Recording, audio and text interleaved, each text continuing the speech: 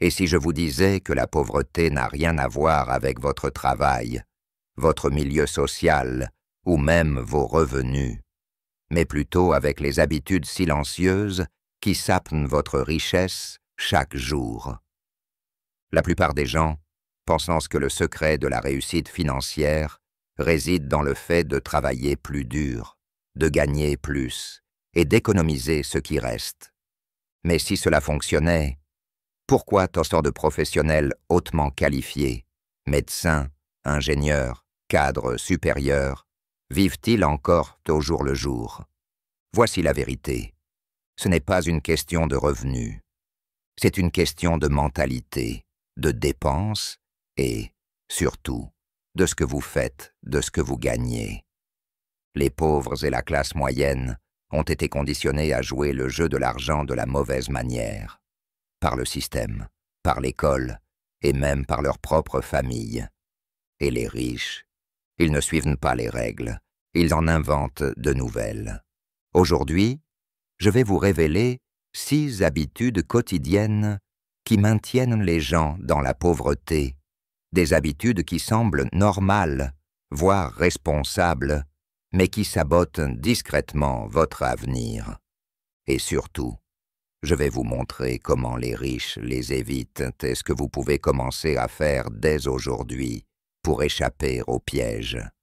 Si cela vous semble être quelque chose que vous êtes prêt à faire, laissez un commentaire ci-dessous. J'en ai assez d'être fauché. À partir de maintenant, je vais bâtir ma fortune. Quand je verrai votre commentaire, je lui donnerai un cœur, car le dire était la première étape. Mais le vivre, c'est là que la transformation commence. Êtes-vous prêt à désapprendre tout ce que le système vous a enseigné sur l'argent? Commençons. Habitude N-1. Dépensez tout ce que vous gagnez. La plupart des gens pensent que la solution à leurs problèmes financiers réside dans un salaire plus élevé. Mais en réalité, ce n'est pas le montant de vos revenus qui compte, c'est le trou dans lequel ils tombent. Chaque fois que votre salaire augmente, vos dépenses augmentent aussi. Une nouvelle voiture, une maison plus grande, des dîners plus raffinés, de meilleurs vêtements, on appelle cela le progrès. Mais en réalité, ce n'est qu'une version plus coûteuse de la pauvreté.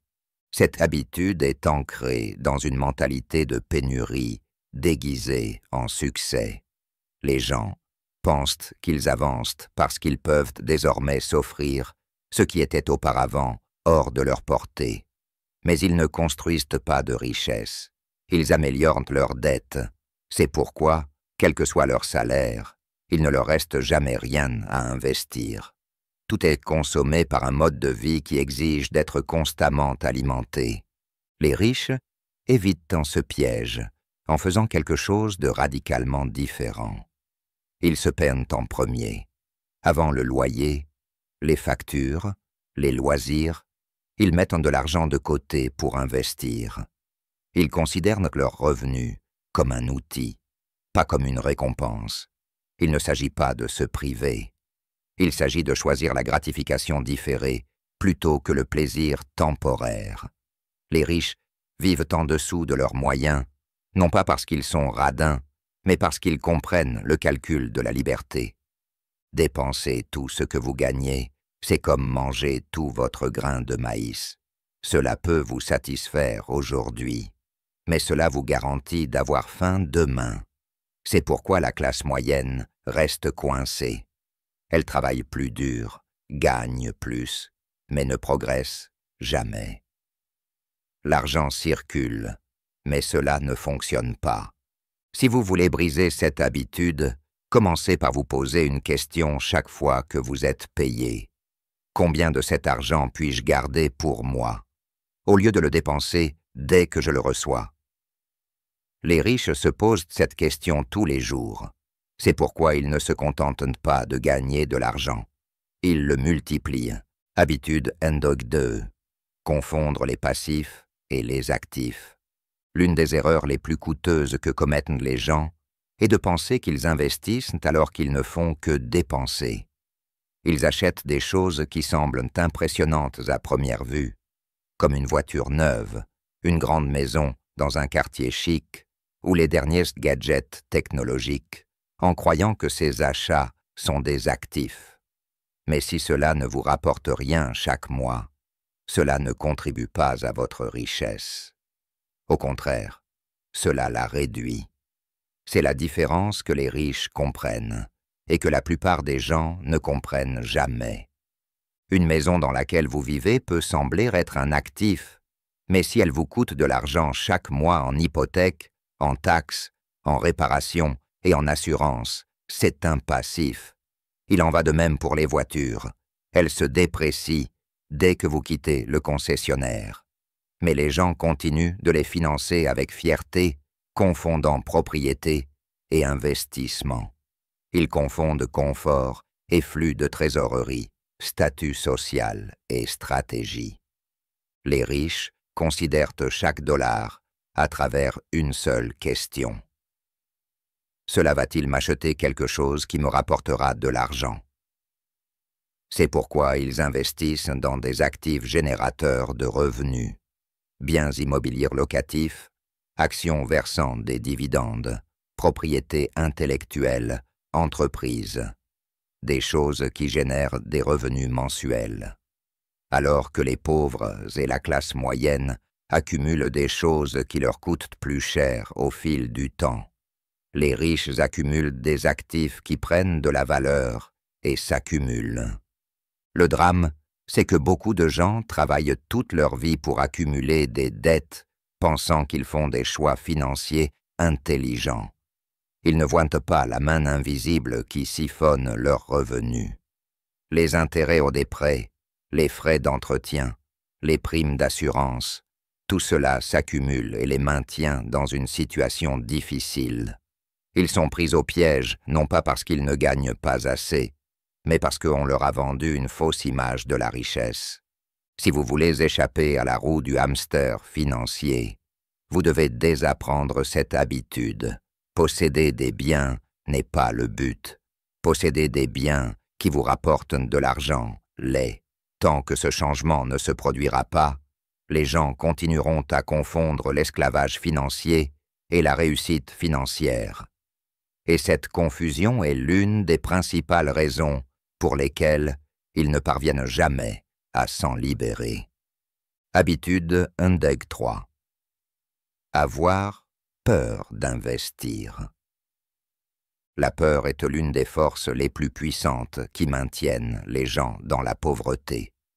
Ce n'est pas la peur de l'échec, mais la peur de faire quelque chose d'inconnu, de s'aventurer dans un monde qu'on ne leur a jamais appris à naviguer. L'école vous apprend à travailler pour gagner de l'argent, mais elle ne vous apprend pas à faire travailler votre argent pour vous. Ainsi, lorsqu'il s'agit d'investir, la plupart des gens sont paralysés. Ils ont été conditionnés à croire que l'investissement est un jeu de hasard, que la bourse est un piège, que l'immobilier est trop risqué. Ils préfèrent donc économiser leur argent et le voir perdre de la valeur chaque année à cause de l'inflation. L'ironie, c'est que ce qu'ils croient être le plus sûr, à savoir l'épargne, est en réalité le chemin le plus lent vers la pauvreté. Ce qui semble sûr n'est en réalité que stagnation. Pendant que leur argent reste sur un compte bancaire et ne rapporte presque rien, les prix augmentent, les opportunités passent et leur pouvoir d'achat diminue. Pendant ce temps, les riches utilisent leur argent comme un soldat. Ils le déploient dans des actifs et le laissent fructifier pendant qu'ils dorment. Ils n'investissent pas de manière imprudente. Ils investissent intelligemment. La différence, l'éducation. Les riches ne craignent pas le risque. Ils l'étudient. Ils apprennent à le gérer, à le diversifier, à évaluer les opportunités. Et ensuite, ils agissent. Les pauvres hésitent, attendant le moment idéal, un moment mythique dans le futur où ils se sentiront enfin prêts. Mais ce moment n'arrive jamais. Ils attendent jusqu'à ce qu'ils sachent tout, qu'ils aient plus d'argent ou qu'ils se sentent plus sûrs d'eux. En réalité, ils continuent simplement d'attendre et de perdre un temps qu'ils ne rattraperont jamais. Il n'est pas nécessaire d'être riche pour commencer à investir. Il faut commencer petit, commencer intelligemment et commencer dès maintenant. Chaque dollar qui n'est pas investi est un dollar qui perd de sa valeur. Plus vous attendez, plus la montée est difficile. En réalité, ce n'est pas la peur qui pose problème, mais l'inaction. Les riches ont aussi peur, mais ils ne laissent pas la peur prendre les décisions à leur place. C'est ce qui fait la différence entre regarder la richesse se créer et la créer soi-même. Habitude, Andège 4. Compter sur une seule source de revenus. On apprend à la plupart des gens à rechercher la stabilité, mais ce qu'ils construisent en réalité, c'est la fragilité. Un emploi, un salaire, une seule source de revenus qui soutient toute leur vie. Cela semble sûr, jusqu'à ce que ça ne le soit plus. Un licenciement, une urgence médicale ou un changement inattendu du marché peuvent tout faire s'écrouler. Ce n'est pas de la sécurité, c'est de la roulette financière. Cette habitude est le résultat direct de la mentalité des employés. Aller à l'école, trouver un emploi, travailler dur, toucher un salaire, et ainsi de suite. Mais le salaire n'a jamais été conçu pour vous rendre riche. Il a été conçu pour vous maintenir dans la dépendance. Dès que le chèque ne vient plus, le train-train quotidien s'arrête. C'est le système. Les riches l'ont compris très tôt et ont brisé le moule. Au lieu de mettre tous leurs espoirs dans une seule source de revenus, ils en créent plusieurs. Des biens immobiliers qui rapportent chaque mois, des actions qui distribuent des dividendes, des entreprises en ligne qui génèrent des ventes passives, des propriétés intellectuelles qui continuent de rapporter longtemps après que le travail a été fait. Chaque source de revenus est comme un pied de table. Si l'un se brise, la table tient toujours debout. Les pauvres et les classes moyennes disent souvent « Je n'ai pas le temps de générer plus de revenus ». Mais la vérité est que vous n'avez pas le temps de ne pas le faire. Car compter sur une seule source de revenus n'est pas seulement risqué, c'est imprudent. Et pourtant, des millions de personnes le font, non pas parce qu'elles sont paresseuses, mais parce que personne ne leur a appris à faire autrement. Vous n'avez pas besoin d'une fortune pour commencer. Il suffit de se lancer. Une activité secondaire, un petit investissement, une compétence transformée en service. Tout ce qui peut vous affranchir de votre dépendance à un seul emploi. L'objectif n'est pas de quitter votre emploi demain, mais de vous assurer que votre vie ne s'effondrera pas s'il disparaît. Les riches ne travaillent pas plus dur que les autres. Ils mettent en place des systèmes qui fonctionnent même lorsqu'ils ne sont pas là. Et c'est ce qui les rend libres. Ce n'est pas leur travail, ce n'est pas leur titre. Ce sont les sources de revenus qui continuent de couler longtemps après que le travail est terminé. Habitude, Andège 5. Ignorer l'éducation financière. Le monde est plein de gens qui travaillent dur et qui ne seront jamais riches, non pas parce qu'ils manquent de discipline, mais parce qu'ils manquent de direction. On leur a appris à gagner leur vie, pas à construire une fortune. Les écoles les ont formés à suivre des instructions, à mémoriser des faits, à passer des examens, mais jamais à gérer leur argent, à tirer parti de leurs actifs ou à comprendre les règles du jeu financier. C'est pourquoi la plupart des gens travaillent toute leur vie pour gagner de l'argent, sans jamais apprendre comment l'argent fonctionne réellement. Les riches jouent un jeu différent. Ils lisent des livres, étudient les flux de trésorerie, assistent à des séminaires et recherchent des mentors. Ils savent que l'éducation financière n'est pas quelque chose qui s'apprend en une fois, mais un processus qui dure toute la vie. Alors que les pauvres passent leur temps à consulter des distractions, les riches consultent leur relevé de revenus. Alors qu'un groupe passe ses soirées à regarder des émissions, l'autre passe les siennes à se renseigner sur les stratégies fiscales, les investissements et les modèles commerciaux évolutifs. La différence s'accumule, non pas du jour au lendemain, mais au fil du temps. Ignorer l'éducation financière maintient les gens dans un cycle de survie. Ils gagnent, dépensent, économisent un peu et recommencent. Ils ne comprennent pas l'inflation. Alors ils économisent de l'argent qui perd tranquillement de la valeur. Ils ne comprennent pas l'effet de levier. Alors ils évitent les dettes qui auraient pu leur permettre de se constituer un patrimoine. Ils ne comprennent pas les impôts. Alors ils peinent plus qu'ils ne le devraient. Ce n'est pas parce qu'ils sont stupides, c'est parce que personne ne leur a jamais montré l'autre côté de l'équation. Les riches ne sont pas plus intelligents, ils sont simplement mieux informés. Ils savent lire un bilan, ils comprennent le langage des actifs et des passifs, et surtout, ils savent penser comme des investisseurs, et pas seulement comme des travailleurs. Chaque dollar a une fonction. Chaque dépense a une conséquence. Chaque opportunité a un coût.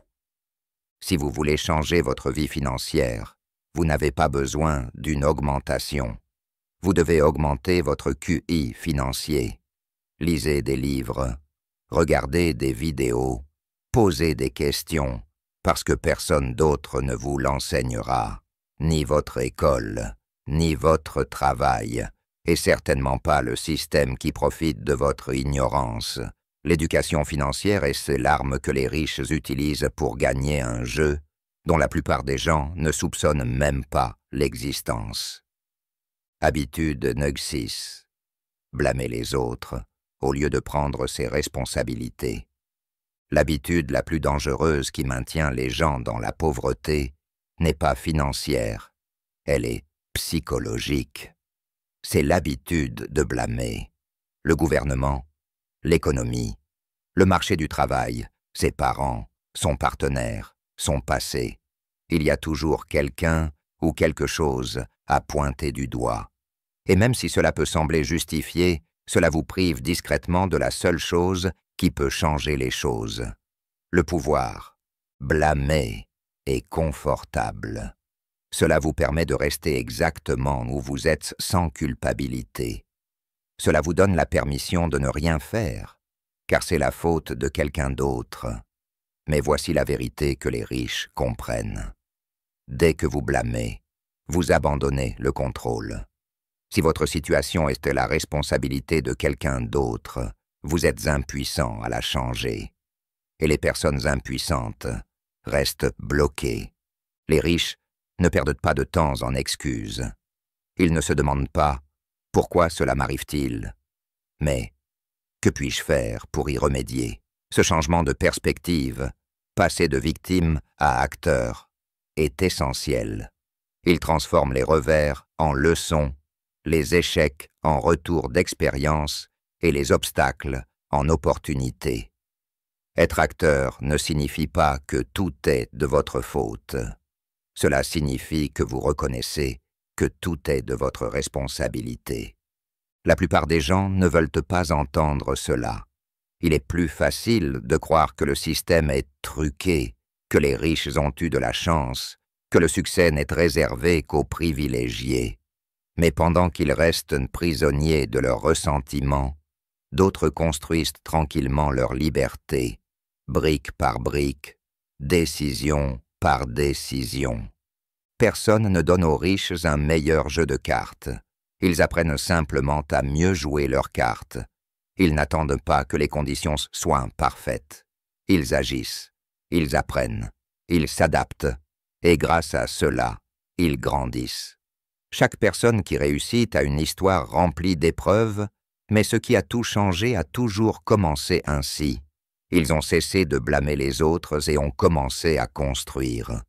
Si vous voulez prendre le contrôle de votre avenir financier, la première étape n'est pas d'avoir plus d'argent, c'est d'avoir plus de propriété, car vous ne pouvez pas changer ce que vous ne revendiquez pas, et vous ne construirez jamais de richesse si vous continuez à céder votre pouvoir. Récapitulons ce que nous venons de découvrir. Les 6 habitudes qui maintiennent les gens dans la pauvreté et que les riches évitent délibérément sont les suivantes. Dépenser tout ce que l'on gagne, confondre passif et actif, avoir peur d'investir, dépendre d'une seule source de revenus, ignorer l'éducation financière et blâmer les autres au lieu de prendre ses responsabilités. Ces habitudes sont subtiles. Elles semblent inoffensives, mais avec le temps, elles construisent discrètement une vie de lutte tout en vous convainquant que c'est normal. Mais voici la vérité.